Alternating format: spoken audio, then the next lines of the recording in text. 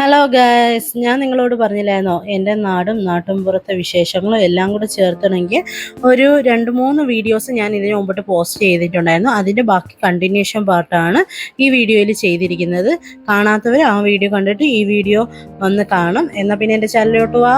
Welcome back to my YouTube channel tales of Hima. പള്ളിയും ക്ഷേത്രങ്ങളും സ്കൂളുകളും എല്ലാം കഴിഞ്ഞ് ഇനി കാണിക്കാൻ പോകുന്ന ആദ്യത്തെ ലൊക്കേഷൻ ഏതാണെന്ന് വെച്ച് കഴിഞ്ഞാൽ ഞങ്ങളുടെ നാട്ടിലെ മെയിൻ അട്രാക്ഷൻ ആയിട്ടുള്ള പേരപ്പാറ. ഞങ്ങളുടെ നാട്ടിൽ ആരും വന്നാലും ആദ്യം കൊണ്ടുപോയിരുന്ന് കാണിക്കുന്നത് ഈ പാറയാണ്. ഇവിടെ നല്ലൊരു വൈബാണ്. രാത്രിയിൽ ഇരിക്കാനും നല്ലതാ. ഒരു വൈകിട്ട് ഒരു 4 മണി 5 മണി ആകുമ്പോഴും അടിപൊളിയാണ്.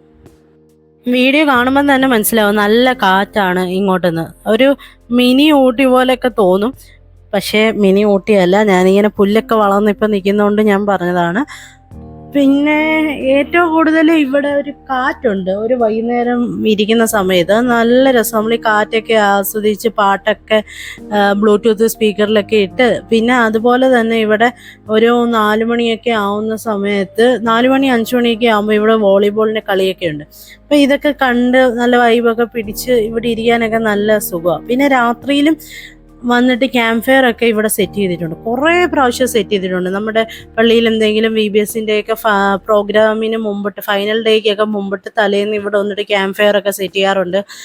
അപ്പം രാത്രിയിൽ പാറയിൽ വരുമ്പോഴത്തേക്ക് വേറൊരു വൈബാണല്ലോ.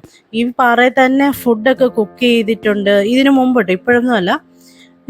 എൻ്റെ വീഡിയോ ഫോളോ ചെയ്തിട്ടുള്ള ആൾക്കാരാണെങ്കിൽ നിങ്ങൾക്ക് ഈ സ്ഥലം ഉറപ്പായിട്ട് പരിചയം ഉണ്ടായിരിക്കും.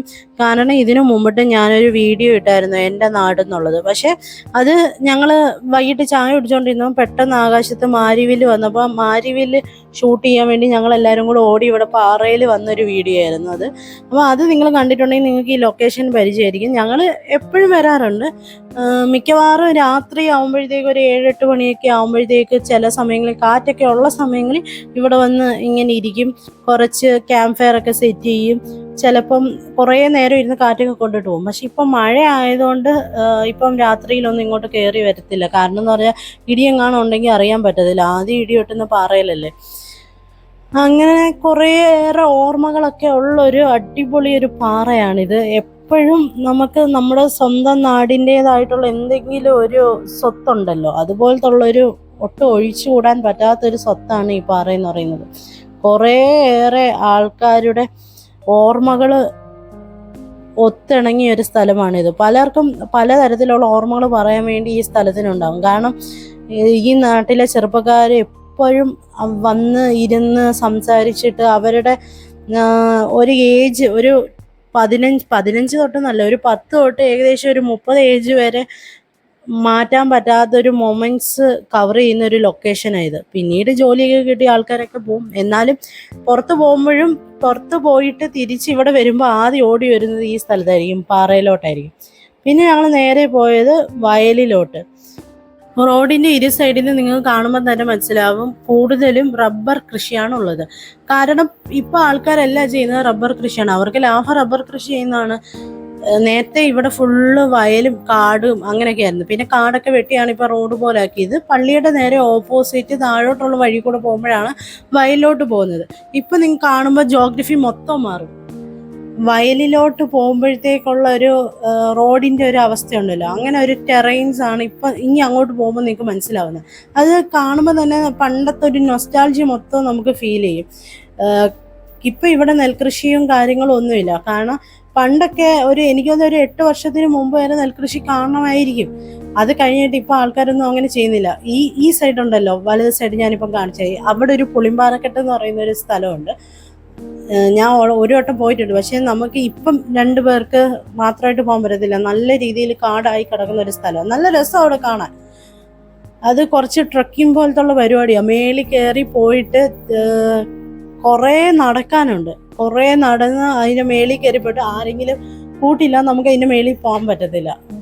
ഒരു വട്ടം പോയിട്ടുണ്ടായി. അത് കുറേ ആൾക്കാർ നമ്മുടെ നാട്ടിൽ വന്നപ്പോൾ അവരുടെ കൂടെ പയ്യന്മാരെല്ലാവരും ഉണ്ടായിരുന്നു. അങ്ങനെ അവരുടെ കൂടെ പോയത്. പിന്നെ നേരെ നമുക്ക് വയലിലോട്ട് വരാം. ഇപ്പം വയൽ കാണുമ്പോഴത്തേക്ക് ഇവിടെ കൂടുതൽ ചീനിയും പിന്നെ വാഴയും കുരുമുളകൊക്കെ ഇടയ്ക്കൊക്കെ ഉണ്ട്. അടയ്ക്ക, തെങ്ങ് അങ്ങനത്തെ ഉള്ള കൃഷി മാത്രമേ ഉള്ളൂ. കാരണം പഴയതുപോലെ നെൽകൃഷി ചെയ്തിട്ടൊന്നും ഒരു ലാഭവും ഇല്ല. പിന്നെ ആൾക്കാർക്കാർക്കും താല്പര്യമില്ല. അവർക്ക് അതിനെക്കാട്ടിലും ലാഭം കിട്ടുന്നത് റബ്ബർ ചെയ്യുമ്പോഴാണ്. പക്ഷെ എന്നാലും ഇപ്പൊ വയലിനകത്തൊന്നും അവർ റബ്ബർ ഒന്നും ഇട്ടിട്ടില്ല. അത് തന്നെ വലിയ കാര്യം. കാരണം ഇപ്പൊ എല്ലാവരും വയലിന് റബ്ബർ ഇടുന്നുണ്ട്. പക്ഷെ ഇവര് വയലിൽ റബ്ബർ ഒന്നും ഇട്ടിട്ടില്ല. മരച്ചീനിയും വാഴയും അങ്ങനത്തെ ഉള്ള കൃഷികളും ഈ വെണ്ടയ്ക്ക പയറൊക്കെ ഉണ്ട്. ഉള്ളിലോട്ട് പോകുമ്പോൾ അങ്ങനത്തെ ഉള്ള കൃഷികളൊക്കെ അവിടെ ചെയ്തിട്ടുള്ളൂ. അങ്ങനെയൊക്കെ അവർ ചെയ്തിട്ടുള്ളൂ. പിന്നെന്ന് പറഞ്ഞു കഴിഞ്ഞാൽ ഒന്നാമത്തെ കാര്യം, ഞങ്ങളുടെ നാട്ടിൽ ഇപ്പോൾ ചെറുപ്പക്കാരില്ല, എല്ലാവരും ജോലിക്ക് പോയി. നാട്ടിൽ നിന്നിട്ട് പ്രയോജനമില്ല. കാരണം അവർക്ക് അതിനൊത്ത പഠിച്ചതിന് അത്ര ജോലിയൊന്നും കിട്ടുന്നില്ല. അങ്ങനെ അവരൊക്കെ നാട് ഉപേക്ഷിച്ച് പുറം രാജ്യങ്ങളിൽ പോയി, വിദേശത്തും യൂറോപ്പുകളിലും എല്ലാം പോയിട്ടുണ്ട് ഇവിടുത്തെ ആൾക്കാർ. ഇപ്പോൾ പ്രായമായിട്ടുള്ള ആൾക്കാർ മാത്രമേ ഉള്ളൂ. പിന്നെ വിരലിൽ എണ്ണാവുന്ന യുവാക്കൾ മാത്രം അവരുടെ നാടോട് ഭയങ്കര ഇഷ്ടം ഉണ്ടായതുകൊണ്ട് നാട്ടിൽ നിൽക്കുന്നു. അത്രയേ ഉള്ളൂ. അങ്ങനെ ഈ വീഡിയോ ഇവിടെ കൊണ്ട് നിർത്തുകയാണ്. നമ്മളിപ്പോൾ കുറേ സ്ഥലത്ത് നമ്മുടെ നാട് 2 കിലോമീറ്ററുള്ള ഫുള്ള് അട്രാക്ഷന് നമ്മൾ ചുറ്റിക്കണ്ട് ഇന്നിപ്പോൾ ഈ വീഡിയോ നിർത്തുകയാണ്. ഇനി അടുത്ത വീഡിയോ ആയിട്ട് ഉടനെ വരാം. അങ്ങനെ വയലിൽ നമ്മുടെ വയൽ സ്വന്തം എന്ന് പറഞ്ഞാൽ ഞങ്ങളുടെ നാട്ടിലെ വയൽ, അങ്ങനെ ഈ വയലും കാണിച്ചുകൊണ്ട് ഈ വീഡിയോ നിർത്തുന്നു. Okay, by.